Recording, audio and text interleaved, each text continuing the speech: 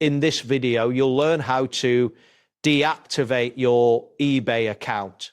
This process will guide you through each necessary step to ensure your account is closed properly without any outstanding issues. Begin by navigating to the eBay website and signing into your account using your username and password.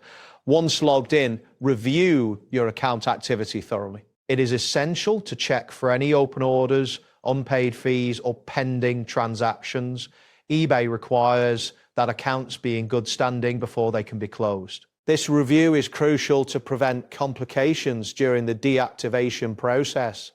After confirming that all obligations are fulfilled, you can proceed to the account settings. Next, locate the account settings section. You can typically find this by clicking on your profile icon at the top of the eBay homepage. In the drop-down menu, select the option labeled Account Settings. Within this section, look for the option related to closing or deleting your account. eBay will present information regarding the implications of closing your account. It is important to read these details carefully to understand what will happen after the closure. You may be prompted to select a reason for leaving the platform, providing this feedback is beneficial for eBay's understanding of user concerns. Once you have reviewed all the information and confirmed your decision to proceed, continue with the request to close your account. This action will initiate the deactivation process. After submitting your request, eBay will begin processing the closure.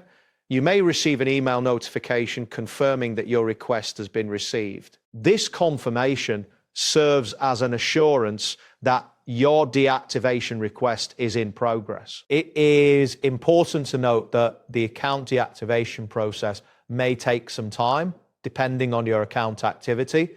During this period, refrain from initiating any new transactions or activities on the platform. Once the process is complete, your account will be permanently closed. Before this finalization occurs, ensure that you have saved any important information or data that you may need in the future. That wraps up today's guide. Thanks for watching, and catch you in the next tutorial.